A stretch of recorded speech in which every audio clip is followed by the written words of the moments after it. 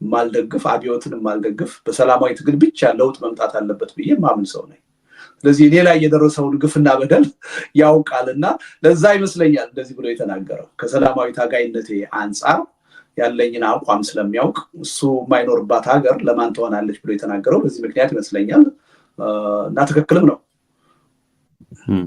ጥሩ።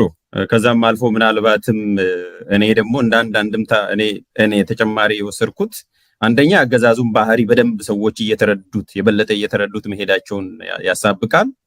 ሁለተኛ ደግሞ ምናልባትም ወደ መፍትሄም ስንሄድ አሁን የጎንዮሽ እርግጫና ሽኩቻ ቀርቶ በጋራ ለመስራት ለመታገልም ፍንጭ ይኖረዋል ብዬ ስለምገምት ነው። ለዛ ነው ተጨማሪ እንደዛም ስለተረዳሁት ነው ከፐርሰናል ከግለሰብ። እውነቱን ለመናገር ሞገስ ካነሳው አይቀር ኦላን በሚመለከት አንድ ሁለት ነጥቦችን መገንዘብ አለብን። በአንድ በኩል አብዛኛው ሰው ኢትዮጵያ ውስጥ አሁን የዶክተር አብይ ወደ ስልጣን ከመጡ በኋላ ያገዛዙ ደጋፊ ሆኖ አብሮ ሲጨፍር እኔ የማውቀው ብቸኛና የመጀመሪያ አካል ኦላ ነው። ይሄ መንግስት አጭበርባሪ መንግስት ነው፣ ከዚህ መንግስት ጋር አብሬ አልቆምም አላምነውም ያለ ኦላ። አብዛኛው ያኔ የመንግስት ደጋፊ ነው የነበረው። እኔ ይሄን መገንዘብ ያስፈልጋል። በአንድ በኩል ዝም ብሎ ይሄ ኦነግን ኦላን አሁን የስርዓቱ ባለቤትና አጋር እንደሆነ አድርጎ ማቅረብ እጅግ የተሳሳተ አመለካከት ነው። በዚህ ላይ ግልጽ የሆነ አቋም ሊኖረን ይገባል። መጀመሪያ የስርዓቱን ማንነት ከነሱ በላይ የተረዳና የተቃወመ የታገለ የለም እና ይሄን በግልጽ ማየት ጥሩ ይመስለኛል። ከዛ በኋላ ደግሞ አገዛዙ ከተጠቀመባቸው ካርዶች አንዱ ኦላን ነፍሰ ገዳይ አድርጎ በማቅረብ ብዙ ሰው የገዛው አስተሳሰብ ነው። አሁን ብዙ የአማራ ብሔርተኛ ነን የሚሉ ሰዎች መንግስት ስለ ኦላ የሚናገረውን ሁሉ በፍጹም ያለ ጥያቄ ነው የሚቀበሉት እንደወረደ። ይሄ መንግስት ምን ያህል ውሸታም እንደሆነ የፈጠራ ክስ የፈጠራ ውንጀላ በማንም ኃይል ላይ እንደሚያቀርብ እያወቁ ኦላን በሚመለከት ይሄ መንግስት የሚያቀርባቸውን መረጃዎች ግን ያለ ማጣራት እንደወረደ ነው ብዙ ሰዎች የሚቀበሉት።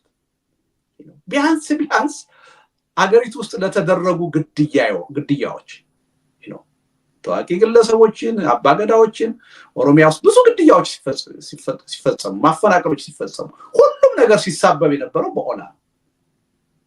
ሮይተር ያን መረጃ ካወጣ በኋላ ግን መንግስት በራሱ ውስጥ አደራጅቶ ሰዎችን የሚገልበት መዋቅር አለው ብሎ ከነስም ዝርዝራቸው ካወጣ በኋላ ግን ይሄን ጉዳይ አትሊስት መረዳት አለበት።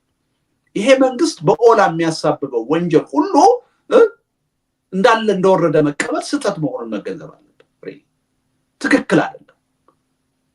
የኦላም እንቅስቃሴ የዚህ መንግስት የፕሮፓጋንዳ ሰለባ ነው የሆነው። ይሄን እያልኩ ያለሁት ኦላ ስህተት አይፈጽምም እያልኩ አይደለም። ኦላ ንጹሃንን አልገደለም እያልኩ አይደለም። በትጥቅ ትግል ውስጥ ነው ያለው። የዛ አይነት የፈጸማቸው ችግሮች ሊኖሩ ይችላሉ። ይሄ ግን ለማጣራት ሂደት መተው ያለበት ነው። ኦላን በሚመለከት በራሳችን መንገድ ሄደን የምንደርስበት መረጃ ካለ ያን መረጃ ይዘን መክሰስ መውቀስ አለብን። አገዛዙ ብልጽግና ፓርቲ የሚነገረንን ነገር ግን ለኦላ ሲሆን ዝም ብለን እንደወረደ የምንቀበል ከሆነ ግን መርህ የለሽ ነው የሚያደርገን፣ ሚዛናዊ አያደርገንም፣ ትክክል አይደለም እና በዚህ ረገድ ያሉትን የተንሻፈፉ አመለካከቶች ማለዘብ መቀየር ተገቢ ይመስለኛል። በኦሮሞ ህዝብ ዘንድ የትግል አጋርነትን ማግኘትም የሚቻለው ለእንደዚህ አይነቱ የተዛቡ ፕሮፓጋንዳዎች ተገቢ የሆነ አቋም በመውሰድ ነው የሚል እምነት አለኝ። እንደው ካነሳው አይቀር ብዬ አመሰግናለሁ ልደት። ይሄኛውን ነው መሰለኝ ኮሬ ነገኛው ሮይተርስ ላይ ዛሬ ስለማይያዝልኝ ነው ኮሬ ነገኛ በቃ መንግስቱም እኮ በብቃት ሊያስተባብለው ያልቻለ ጉዳይ እኮ ነው። እኔ እንደውም ስሙን አሻሽዬለታለሁ። ኮሬ የሚለውን ኮሬ ነገኛ ብያለሁ። ኮሬ ማለት ሾ ማለት ነው በኦሮምኛ እና ኮሬ ነገኛ። እኔ እውነቱን ለመናገር አልደነቀኝም ይሄ መኖሩ። ምክንያቱም መንግስት እንደዚህ አይነት የገዳይ ስኳድ እንዳለው ጥርጥር አልነበረኝም። ለምን ብዙ ግድያዎች ነፃና ገለልተኛ የሆነ ማጣራት ተካሂዶባቸው አያውቁም። ወንጀለኞቹም አንድም ጊዜ ለፍርድ ቀርበው አያውቁም። ስለዚህ መንግስት በእንዲህ አይነት ነገር እጁ ሊኖርበት እንደሚችል እኔ ተጠራጥሬ አላውቅም። ግን ይሄ ኮሚቴ ነው፣ እንደው በመንግስት መዋቅር ውስጥ ያለ ኮሚቴ ነው። ከኮሚቴ ውጭ የሆኑ አፋኝ ስኳዶች አሉ ብዬ ነው የማምነው። ምናልባት ከአገዛዙ ውስጥ አንድና ሁለት ሰዎች ብቻ የሚያውቋቸው ስኳዶች አሉ። ደግሞ ሌላ ሚስጥር፣ ሌላ ገመና ነገ ከነገ ወዲያ በሌላ ኃይል ሊወጣ ይችላል። እኔ ይሄ ኮሬኔገኛ ኒውስ የመጨረሻ አይመስለኝም። ከዛ የባሱ ሚስጥሮች ሊወጡ ይችላሉ። እንዳውም ዛሬ ኦነግ ባወጣው መግለጫ ወደ ደርግ ዘመን እየሄድን ነው ብሏልና እግረ መንገዱንስ ወደ ደርግ ዘመን እየሄድን ነው ብሎ ያወጣውን እንዴት ነው የምታየው? ወይ በአንድ በኩል አዎ፣ በሌላ በኩል ደግሞ ከደርግ ጋር የሚነጻጸር አይደለም። በደርግ ጊዜ የነበረው ትግል በደርግና በሌላው ህዝብ መካከል ነው፣ ወይም ህዝቡን በሚወክሉ የፖለቲካ ኃይሎች መካከል ነው። አሁን እንደዛ አይደለም። በደርግ ጊዜ የነበሩት የጦርነት ግንባሮች የሚታወቁ ናቸው። ከሁለትና ከሶስት የሚበልጡ አይደሉም። በአንድ አካባቢ የሚካሄዱ ነው። በአብዛኛው በሰሜን አካባቢ የሚካሄዱ ናቸው የነበሩት። አሁን በመላው ሀገሪቱ ቀውስ ውስጥ ነው ያለነው፣ ግጭት ውስጥ ነው ያለነው። ከደርግ ጋርም የሚነጻጸር አይደለም። ምናልባት ይሄን የሚሉትኝ ከከተማ ግድያ ጋር ከነጭ ሽብር ከቀይ ሽብር ጋር አያይዘው ከሆነ ሊያስኬድ ይችላል። ወደ ደርግ አቅጣጫ እየሄድን ነው የሚለው አባባል። የእርስ በርስ ጦርነትን በሚመለከት ጉዳይ ግን ከደርግን ካስከነዳ ነውና ካለፉ ተቆጥረዋል። የሞቱት ሰዎች ቁጥር ከ100 ሺህ በላይ አይደለም በሚሰጠው ወይም ከ120 ሺህ በላይ አይደለም። በዚህ መንግስት በሁለት ዓመት ጦርነት ብቻ ከ1 ሚሊዮን ህዝብ በላይ አልቋል። ከ60 ከ70 በመቶ በላይ የሆኑት የሀገሪቱ አካባቢዎች በእርስ በርስ ጦርነት ውስጥ ነው አሁን ያሉት። በሚሊዮን የሚቆጠር ህዝብ ተሰዷል። ከ20 እስከ 25 እስከ 30 ሚሊዮን የሚሆን ህዝብ አስቸኳይ እርዳታ ጠባቂ። እንዴት አድርገን ነው ይሄን ሁኔታ ከደርግ ጋር የምናነጻጽረው? ሊነጻጽር አይችልም። ደርግን ካስከነዳው ይሄ መንግስት አመታት አልፈውታል፣ ቆይቷል። ምናልባት አሁን ቅድም እንዳልኩ ከነጭ ሽብር ከቀይ ሽብር ከከተማ ቀውስ ጋር አያይዘው ከሆነ የሚሉት እርግጥ ነው። በተጨማሪ ወደ ደርግ አቅጣጫ እየሄድን ነው። ከዚህ አንፃር በዚህ መልኩ ነው የማየው። ጥሩ መልክ። እኔም ከዛ አንፃር ያሉት ነው የሚመስለኝ። ወደሚቀጥለው እንሄዳለን። አዲስ አበባ ላይ ከዚህ በፊት ያነሳው ነበር፣ የዛሬ 2 ሳምንትም ያነሳው ነገር ነበርና እሱ ምንድነው የአዲስ አበባ ህዝብም የከተማውም ህዝብ ወደ 20% የሚጠጋው እየመጡ ነው ከሚለው መንፈስ ወጥቶ የራሱን ትግል ማነቃነቅ አለበት። ሌላው መጥቶ ነዛ እስኪያወጣው ድረስ መጠበቅ ሞራላዊም አይደለም፣ ትክክል አይደለም ብለህ ነበር የገለጽከው ቃል በቃልና አሁን ባለፈው ሳምንት አዲስ አበባ ላይ የተከሰተውን ስለምታውቁሱናል ደግሞ እንኳን ሄደው ኦፕሬሽን ተሞክሯል ነው ያሉት። ከዛ በኋላም የተወሰደውን የደረሰውን አይተናል በሚዲያ ዘገባ። ለኔ ኢንተረስት የሚያደርገኝ ካንተ ጋር አንተ ከተናገርከው ጋር የሚያያዘው እየመጣን ነው ብለን ነበረ።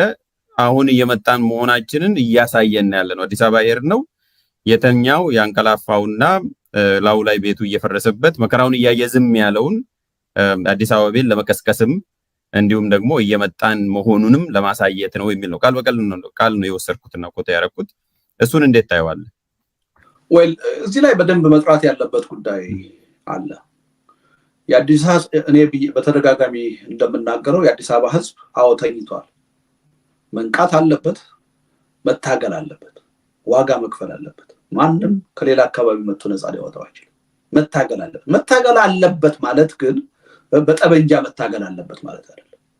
የሚታገለው በሰላማዊ መንገድ ብቻ ነው። ይሄ ግልጽ መሆን አለበት። ስለዚህ አንድ ታጣቂ ኃይል አዲስ አበባ መጥቶ ጦርነት ሲከፍት ይሄ የአዲስ አበባ ትግል ህዝብ ነው ብዬ ልወስድ አልችልም። የአዲስ አበባንም ህዝብ ይጠቅማል ብዬ ልወስድ አልችልም። የአዲስ አበባ ህዝብ መታገል አለበት፣ ምንም ጥርጥር የለው። መታገል አለበት። ተኝቷል፣ ዘግይቷል። መታገል ያለበት ግን በሰላማዊ መንገድ ብቻ፣ በጠበንጃ አይደለም። ይሄ ግልጽ መሆን አለበት። ሁለተኛ ፋኖ እየመጣሁ ነው ሊል ይችላል። አዲስ አበባ እዚህ ላይ እየመጣሁ ነው ማለቱ ችግር የለብኝም። አንድ ትጥቅ ትግል የሚያደርግ ኃይል ምንም ጥርጥር የለውም ያገዛዙ ዋና ቁንጮ ወዳለበት ወደ 4 ኪሎ መምጣት ሊፈልግ ይችላል። እየመጣሁ ነው ሊል ይችላል። እንዴትና በምን ሁኔታ ነው የምትመጣው የሚለው ጥያቄ ግን በጣም ወሳኝ ጥያቄ ነው። እኔ የፋኖ ትግል በምን መልኩ እንደማየው ከዚህ ቀደም ገልጫለሁ። የትጥቅ ትግልን አልደግፍም። የፋኖ ኃይል ግን ተገዶ ወደ ትጥቅ ትግል እንደገባ እውቅና ሰጣለሁ፣ አንደርስታንድ አደርጋለሁ። ይሄ ማለት ግን በትጥቅ ትግል የኢትዮጵያ ችግር ይፈታል ብዬ ማመን አይደለም፣ አላምንም። በዘላቂነት ችግራችን የሚፈታው በሰላማዊ መንገድ ነው፣ በውይይት ነው፣ በድርድር ነው። በጦርነት የሚፈታ ነገር የለም። በአገር ደረጃ ጦርነት ይቅር እያልን ባለንበት ሁኔታ አዲስ አበባ ላይ ጦርነት ሲመጣ እሰየው ልንል አንችልም። እንኳንስ ዋና ከተማው ገጠሩም ላይ የሚካሄድ ጦርነት ሊቆምና ችግራችን በሰላማዊ መንገድ በውይይት በድርድር ሊፈታ ይገባል ብለን ነው የምናምነው። አገዛዙ መንግስት ይሄን ሐሳብ ሊቀበል ስላልቻለ ነው ሳንወድ በግድ ጦርነቱ የቀጠለው። ስለዚህ ይሄን እንደ ጥሩ ምልክት መውሰድ ያለብን አይመስለኝም። ጦርነት ተገደህም የምታካሂደው ከሆነ ስርዓት አለው፣ ህግ አለው። ጦርነት ከተማ ላይ አይካሄድም። ጦርነትን ከተማ ላይ ማካሄድ እኔ በአንድ በኩል የአዲስ አበባን ህዝብ አይጠቅመውም። አዲስ አበባ ላይ የሚካሄድ ጦርነት እንደውም በሂደት የህዝብ ተቃውሞ ሊያስነሳ ይችላል። በሌላ በኩል ደግሞ አድራጊውንም አይጠቅመው፣ ካውንተር ፕሮዳክት የሚሆን ይመስለኛል። ምክንያቱም አንድ በትጥቅ ትግል ጀስት የሆነ ሐቀኛ የሆነ የህዝብ ድጋፍ ያለው ጦርነት እያካሄድኩ ነው የሚል አካል የጦርነትን ህግ አክብሮ ነው ጦርነት ማካሄድ ያለበት። እንደ አዲስ አበባ አይነት ከተማ ጠበንጃ ይዘህ ገብተህ የምታደርገው ትግል በቂ ዝግጅት በቂ ጥናት በሌለበት ሁኔታ የምታደርገው ትግል በሌሎች አይን እንዴት ነው የሚታየው? በህዝቡ አይን እንዴት ነው የሚታየው? በዓለም አቀፉ ህብረተሰብ አይን እንዴት ነው የሚታየው? በምንድን ነው የሚያስፈርጀኝ የሚለውን ጥያቄ ታጣቂ ኃይሎቹ ራሳቸውን መጠየቅና መመለስ አለባቸው። ስሜታዊ ግብታዊ ተሆኖ የሚሰራ ስራ ኋላ ጣጣው ብዙ ነው። የአዲስ አበባ ህዝብ መታገል አለበት። አዲስ አበባ ውስጥ የሚደረግ ትግል ግን በክላሽኮፕ አይደለም፣ በፈንጅ አይደለም፣ በሰላማዊ መንገድ ነው። ከክላሽንኮፕ ከፈንጅ የበለጠ ትልቅ ጉልበት አለው የአዲስ አበባ ህዝብ። ሰላማዊ ትግል የሚባል በእጁ ያለ ማንም ሊነጥቀው ሊሰጠው የማይችል የአይን ኃይል መጠቀም ከመድፍ ከታንክ የበለጠ ነው። ይሄን በደንብ ማጤን ያስፈልጋል። ኢህአፓ ሞገስ የከተማ ትግል የጀመረው ኢህአፓ ነው ወይንስ ደርግ ነው የሚለው ክርክር ለ50 ዓመት እስካሁን ድረስ መተማመን ላይ አልተደረሰም። ለምንድን ነው 50 ዓመት ይሄ ጉዳይ አጨቃጫቂ የሆነው? ያለ ምክንያት አይደለም። ምክንያቱም ያ የከተማ ውጊያ ነው ለነጭ ሽብር፣ ለቀይ ሽብር፣ ለአንድ ጀነሬሽን እልቂት ምክንያት ነው። ስለዚህ ለዚህ ተጠያቂው ማን ነው የሚለው ጉዳይ ቁልፍ ጉዳይ፣ ከባድ ጉዳይ ስለሆነ ነው ኢህአፓንና ደርግን የሚያስማማ ሐሳብ እስካሁን ድረስ ያልመጣው። ሁለቱም አንዳቸው ሌላቸውን ነው የሚወቅሱት። ምክንያቱም የከተማ ትግል የጀመርኩት እኔ ነኝ የሚል ኃይል ኃላፊነት ይወስዳል። ኋላ ላይ ለመጣው ጭፍጨፋ ተጠያቂ ይሆናል። የህጉ ጉዳይ አይደለም። የህጉ ጉዳይ ኦልሞስት ያለፈ ይመስላል። በታሪክና በትውልድ ተጠያቂ ይሆናል። ለዛ ነው ሽንጣቸውን ገትሮ ደርግም ኢህአፓም እኛ አይደለንም የከተማ የትጥቅ ትግል የጀመርነው እያሉ የሚከራከሩት። አሁን በ21ኛው ክፍለ ዘመን ተመሳሳይ ስህተት መስራት የለብንም። ስለዚህ ሰዎች በግል ስሜታቸው በግል ፍላጎታቸው እንደዚህ አይነት ነገር ሊያደርጉ ይችላሉ ከተማ ገብተው። እንደ ተቋም ግን እንደ አንድ የህዝብ የትግል እንቅስቃሴ ግን ለእንዲህ አይነት ነገሮች የምንወስደው አቋም ጥንቃቄ የጎደለው መሆን የለበትም። ጥንቃቄ የተሞላበት መሆን አለበት። በአንድ በኩል ይህን መረዳት ያስፈልጋል። ግን ሌላም ደግሞ መረዳት ያለብን ጉዳይ አለ። ሞገስ ምንድን ነው ያ ጉዳይ? አገዛዙ ከዚህ ምን ይማራል? አሁን አዲስ አበባ ሰሞኑን በዚህ ጉዳይ ላይ የሞቱ ልጆች ወጣት ልጆች ናቸው። ገና ሩጠው ያልጠገቡ ናቸው። ገና የወደፊት ህይወት ያላቸው ልጆች ናቸው። እነዚህ ልጆች ግን ህይወታቸውን በዚህ ሁኔታ አጡ። አምነውበት ነው ያጡት። ህይወታቸው ፈልገውት ነው፣ ተገደው አይደለም ያጡት ህይወታቸው። አማራ ክልል ውስጥ ያለው የትግል እንቅስቃሴ በምን ደረጃ ላይ እንደደረሰ ማሳያ ነው። አንድ ሰው አንድ ወጣት ለቆምኩለት ዓላማ ውድ የሆነውን ምትክ የሌለውን ህይወቴን እሰጣለሁ ብሎ ከወሰነ በኋላ ያን ኃይል በጠበንጃ ትግል አታሸንፍ። እንደዚህ ልጆች የሚያስቡትን የሚያስብ ቀላል የማይባል የአማራ ትውልድ ወጣት ተፈጥሮ በቃ ይሄን ጦርነት ለማሸነፍ ህልውናችንን ለማስከበር ማንኛውንም መስዋዕትነት መክፈል አለብን የሚል ትውልድ ተፈጥሯል። እነዚህ አዲስ አበባ ሰሞኑን ህይወታቸውን ያጡ ልጆች ይሄን ነው የሚያሳዩት። ከዚህ መንግስት አገዛዙ ምን ይማራል? በቃ ተያይዘን ልንጠፋ ካልሆነ በስተቀር አሁን አማራ ክልል የተፈጠረውን ችግር በጦርነት ሊፈታው አይችልም፣ ሊያሸንፈው አይችልም። ይሄም አንድ ትምህርት መወሰድ ያለበት ይመስለኛል። ሁለቱም ወገን በዚህ ደረጃ ያለውን ትምህርት መውሰድ ያለባቸው ይመስለኛል። እንዲህ አይነቱን ጉዳይ ዝም ብለን በሆያ ሆዬ መደገፍና መንቀፍ ትክክል አይመስለኝም። ከአጠቃላይ ህልውናችን የወደፊት ዕጣ ፈንታችን ጋር አያይዘን ማየት አለብን። እነዚህ በጣም ጥንቃቄ የሚጠይቁ ጉዳዮች ናቸው። ስለዚህ የፋኖ ኃይሎችን በዚህ ረገድ ነገሮችን በስሜት አይደለም በጥንቃቄ ማየት አለባቸው። ለህዝብ ልታገላለን እስካሉ ድረስ መንግስትም አሁን እየተፈጠረ ያለውን ስሜት የወጣቱን ስነ ልቦና ከነዚህ ወጣት ልጆች መማር አለበት፣ መገንዘብ አለበት። ከዚህ በኋላ አማራ ክልል የተፈጠረውን እንቅስቃሴ በምንም ኃይል ሊያፍነው አይችልም። አንድ ሰው ምትክ የሌለውን ውድ ህይወቱን ቆሜለታለሁ ላለው ዓላማ እንደዚህ በበጎ ፈቃደኝነት ለመሰዋት ከቆረጠ በኋላ ያን ኃይል በጦርነት ታሸንፋለች። እነዚህ ልጆች የሚያስቡትን ሐሳብ የሚያስብ እነሱ ውስጥ የተፈጠረው ስሜት ያለው በብዙ ሺዎች የሚቆጠር ወጣት አለው። ይሄን ሁሉ በጠመንጃ ፍና ልታሸንፈው አትችልም። ስለዚህ የሚሻለው ይሄ ተያይዞ ከመጥፋት ወደ እውነተኛ ሐቀኛ ወደሆነ ድርድርና ውይይት መምጣት። ከዛ ውጭ ያለው ሂደት መፍትሄ መስሎ ሊታየን ይችላል። መጠፋፋት የሀገሪቱን የመፍረስ የህዝቡን የመተላለቅ ሂደት የማፋጠንና አይቀሬ የማድረግ አማራጭ። ከዚህ ሊያወጣን የሚችለው ብቸኛው አማራጭ ሁላችንም በጦርነት አሸናፊ መሆን እንደማንችል ተገንዝበን ወደ ሐቀኛ እውነተኛ የድርድር ሂደት መምጣት ነው። ለዚህ ደግሞ ዋናው ኳሱ ያለው በመንግስት እጅ ነው፣ በአገዛዙ እጅ ነው።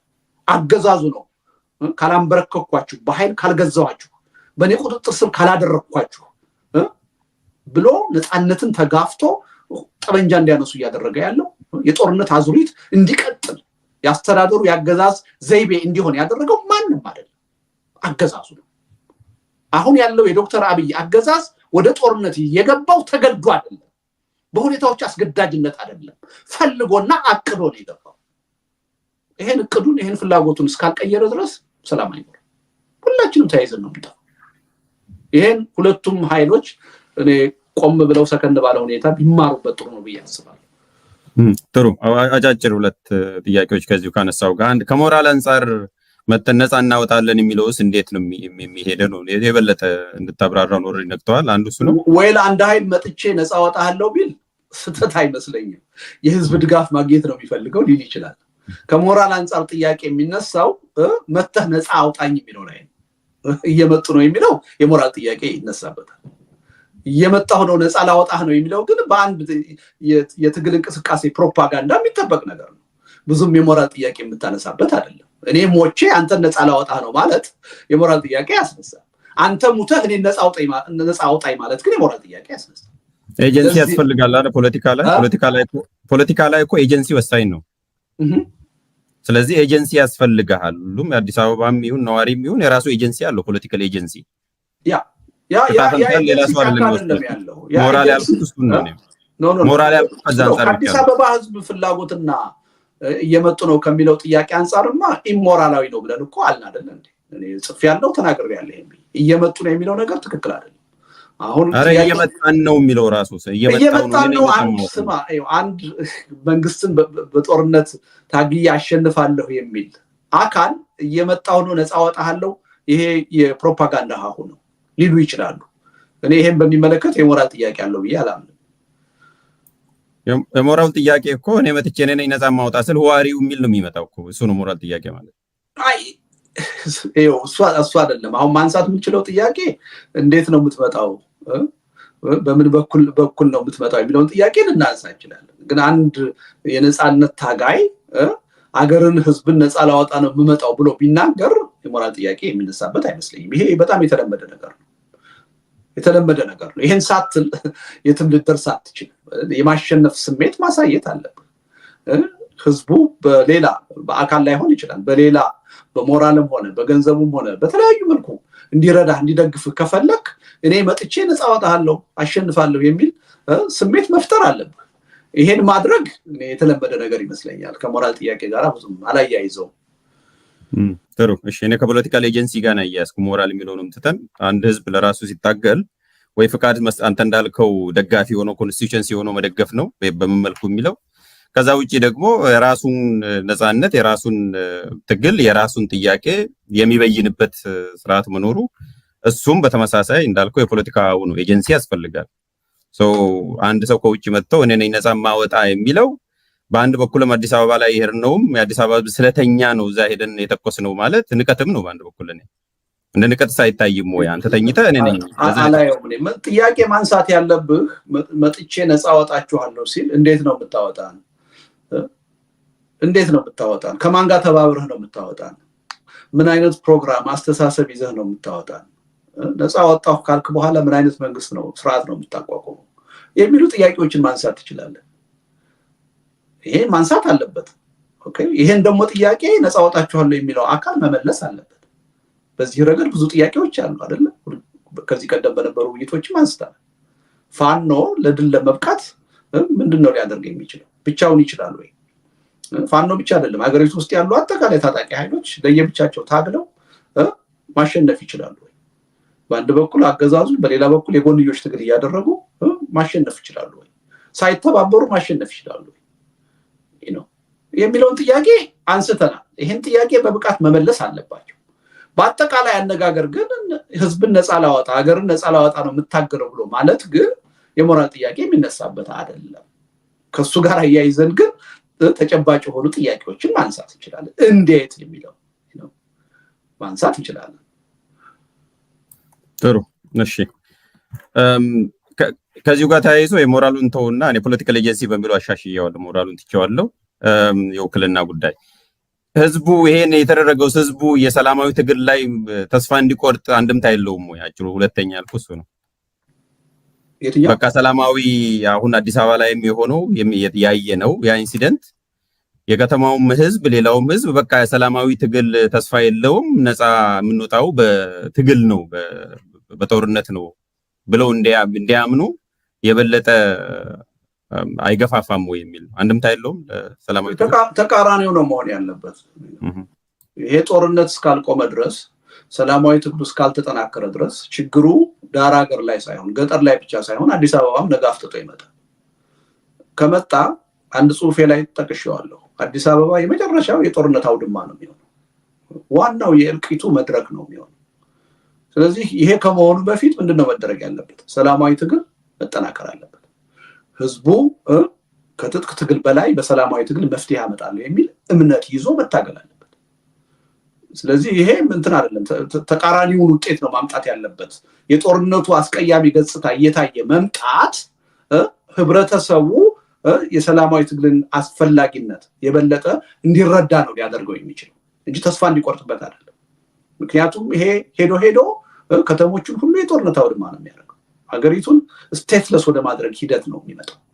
መተላለቅ፣ የእርስ በርስ መተላለቅ ነው የሚያመጣው። ለዚህ ነው በአስቸኳይ ይሄ በየከተማው አርፎ የተቀመጠው ህዝብ ተነቃቅቶ ወደ ሰላማዊ ትግል መግባት አለበት የምንለው። ሰላማዊ ትግሉ ደግሞ ዝም ብሎ በህዝብ የሚካሄድ አይደለም። መሪ ድርጅት ያስፈልጋል። መሪ ድርጅት መፍጠር አለበት ራሱ ህዝቡ፣ የፖለቲካ ኤሊቱ። የሚካሄደው ትግል ደግሞ የተጠና መሆን አለበት፣ ተከታታይነት ያለው መሆን አለበት፣ ህዝብ አሳታፊ መሆን አለበት። በብዙ ፈጠራዎች በብዙ አማራጮች የታጀበ መሆን አለበት።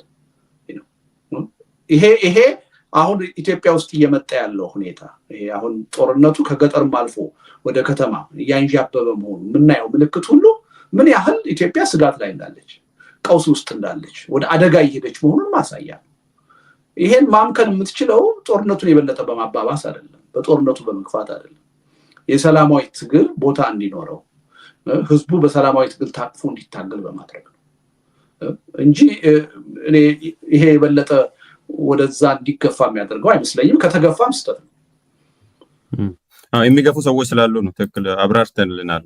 ከበቴ ኡርጌሳ ግድያ በኋላም ይሄኛውን ኢንሲደንት ወስደው ይሄው ሰላማዊ ትግል የሚሉት ነገር ቦታ እንደሌለው ሲሉ ስላየው ነው እና እሷ እንድገልጽ ነው። ወደ መጨረሻው ስለዚህ ምን ማድረግ አለብን ልደቱ? ምን ማድረግ አለብን? የመፍትሄ አቅጣጫ ወይል እንግዲህ ሁልጊዜ ስንለው የነበረ ነገር ነው። አንዳንዴ አሰልችም ይሆናል እና እየነጠረ የሚመለስ ይመስላል እና ጥያቄው ውይይት ባደረግን ቁጥር ነው የሚመጣው ይሄ ጥያቄ እና ያሰለቻል አንዳንዴ። ስፔሲፊክ ጉዳይ አሁን ተገደሉ ባጭሩ ዞሮ የኢትዮጵያ ጉዳይ በጣም ከባድ ችግር ነው፣ ውስብስብ ችግር ነው። ይሄ ማለት ግን መፍትሄ የለውም ማለት አይደለም። እኔ መፍትሄው ግልጽ ብሎ ነው የሚታየኝ። የሙሉ ጊዜ ስራዬ ነው ፖለቲካ፣ አሰላስላለሁ። አሁን ብቻ አይደለም ላለፉት ብዙ አመታት ወደ ጥሩ አቅጣጫ ለመሄድ የሚያግዘን ነገር የሚያበቃን መንገድ ምንድነው የሚለውን የሙሉ ጊዜ ስራዬ አድርጌ ሳስብ ነው የምውለው፣ ስሰራ ስጽፍ ነው የምውለው እና ለኔ የኢትዮጵያ ችግር ውስብስብ ነው፣ ከባድ ነው፣ ግን ደግሞ መፍትሄ ያለው ግልጽ የሆነ መፍትሄ ያለው። ትልቁ ችግር ያን መፍትሄ የጋራ አድርገን የመቀበልና ያለመቀበል ጉዳይ ነው። ይሄ አስተሳሰባችን እኛ ቢያንስ ከ97 ምርጫ በኋላ ወይም ደግሞ ከ92 ዓመተ ምህረት ጀምሮ ኢዴፓ ሲመሰረት ጀምሮ ያራምድ ነው አቋም ይሄ ነው የነበረው። ተቀባይነት አጥቶ በተወሰነ ደረጃ 92 ላይ መተን በሰላማዊ ትግል መፍትሄ ይመጣል፣ ህዝቡ በሰላማዊ ትግል ታግሎ ውጤት ማምጣት ይችላል፣ ማሸነፍ ይችላል ብለን ስንል የተወሰነ መነቃ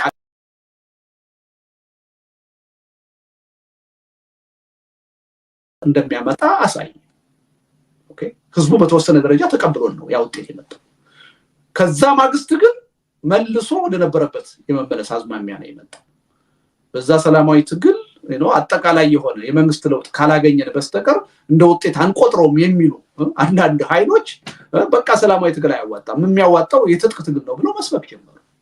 ህብረተሰቡ እንደገና የዛ ፕሮፓጋንዳ ሰለባ ሆነ። ከዛ በኋላ ምን ሆነ? ሰላማዊ መድረኩ ተዳፈነ። ጽንፈኛ ኃይሎች፣ ጦረኛ ኃይሎች የበለጠ ተቀባይነት እያገኙ መጡ። በማህበራዊ ሚዲያ፣ በሳተላይት ቴሌቪዥን የሚነዛው ፕሮፓጋንዳ ሁሉ ጦርነት ነው። ግብጽ፣ አስመራ መመላለስ ተጀመረ። ተናገርን ያኔ ይሄ ወደ ዘላቂ ለውጥ አያደርሰንም። ሄዶ እንደውም ሀገር ሊያፈርስ ይችላል።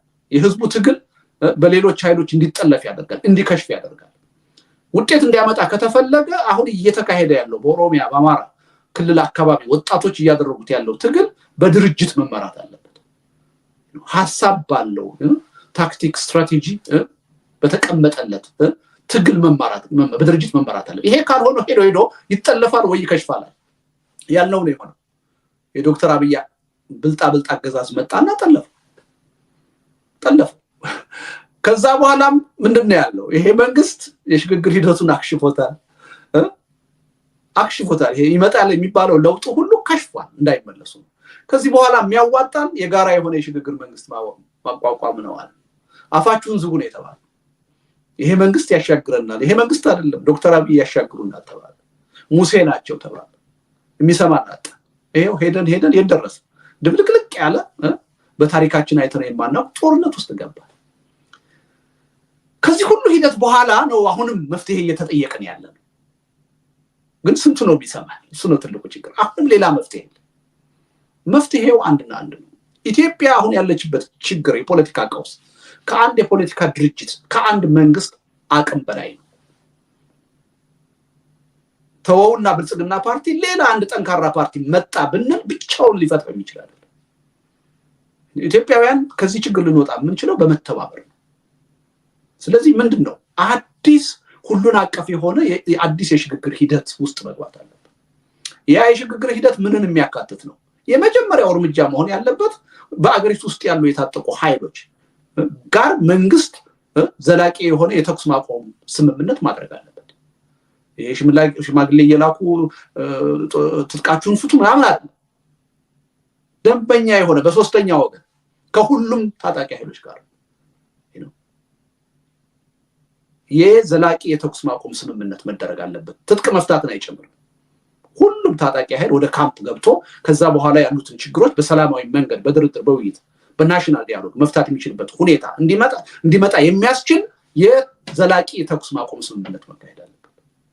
እሱን ተከትሎ ምንድነው መከተል ያለበት? ጀኒውን የሆነ ሁሉን አቀፍ የሆነ ናሽናል ዲያሎግ መካሄድ አለበት። የታጠቁ ኃይሎችም ያልታጠቁ ኃይሎችም የሚሳተፉበት ያ ናሽናል ዲያሎግ ወደፊት ኢትዮጵያ ወዴት ትሄድ የሚለውን ነገር መወሰን አለበት። በእኔ እምነት ወደፊት ኢትዮጵያ አዲስ የሽግግር መንግስት ማቋቋም አለበት። ሁሉን አቀፍ ነው 4 5 6 ስራዎችን የሚሰራ ኦኬ። በዚህ ደረጃ መተማመንና ወደዛ አቅጣጫ መሄድ አለበት። አለበለዚያ አሁን በያዝነው መንገድ በጦርነት ትግል አሸንፈን የበላይ ሆነን ጥቅማችን እናስከብራለን፣ የተሻለ ሁኔታ እናመጣለን፣ ኢትዮጵያን ወደ በጎ አቅጣጫ እናሸጋግራለን የሚለው ነገር ከታሪክ አለመማር ነው። ከሌሎች ሀገሮች ታሪክም አለመማር ነው፣ ከራስ ታሪክም አለመማር ነው። በዚህ መንገድ የሀገሪቱን ውድቀትና የህዝቡን እልቂት ማፋጠንና አይቀሬ ማድረግ ነው እንጂ የሚመጣ መፍትሄ የለም። ስለዚህ መንግስትም ተቃዋሚ ፓርቲዎችም ይሄን ተገንዝበን ወደዚህ አቅጣጫ መሄድ አለብን። ቅድም እንዳልኩት ግን ዋናው ኳስ ያለው በማን እጅ ነው? በመንግስት እጅ ነው። መንግስት ይሄን ከተቀበለ ሰይ አስመልክቶት ልቦና አግኝቶ ራሱንም ያድናል፣ አገሪቱንም ያድናል። ይሄን መቀበል ካልቻለ ደግሞ ሌላው አማራጭ ምንድነው? በቃ ሌላ አማራጭ የለም። ተቃዋሚው ጎራ የጎንዮሽ ትግልን አቁሞ ተባብሮ በአንድ ሚኒመም አጀንዳ ህልውናን በማትረፍ አጀንዳ ተባብሮ ይሄን በስልጣን ላይ ያለ አገዛዝ ማሸነፍ ብቻ ነው አማራጭ። ከዚህ የተለየ አማራጭ የለም። ለማሸነፍ ግን ትብብር ይጠይቃል፣ የጎንዮሽ ትግልን ማቆም ይጠይቃል። ሌሎች ከህልውና በታች ያሉ ጥያቄዎችን ሁሉ ለወደፊቱ የናሽናል ዲያሎግ የምርጫ ሂደት የሽግግር ሂደት ወደ ጎን አስቀምጦ ህልውናን በማስጠበቅና በማትረፍ ብቻ አጀንዳ መተባበር ያስፈልጋል። እኔ በዚህ መተባበር የሌለበት ፓርቲ አለ ብያለሁ። ከዚህ በላይ አጀንዳ የለም። ብቸኛ ይሄ ነው መፍትሄው፣ ሌላ መፍትሄ የለም። ግን አሁን አምሹር ሌላ ጊዜም ስንገናኝ መፍትሄው ምንድነው ትለኛለህ። አሻሽዬ ነው የምጠይቀው ያን የተወሰኑት እና ምንድነው እስቲ ቢያንስ ዛሬ ስሙን ነው እኔ አፒል ማደርገው። ከባድ ነው መቼም አንድ ፖለቲከኛ ወጥቶ የኔ ሐሳብ ትክክል ነው ተቀበሉኝ ማለት እንደ ትምክት ሊቆጠር ይችላል። ከባድ ነው ግን ያለንበት ሁኔታ የለ ማለት ያስገድዳል። እስካሁን ሳትቀበሉን ቆያችሁ ኖራችሁ ይሄ የደረስንበት ውጤት ታይ። እስቲ ዛሬ ተቀበሉ።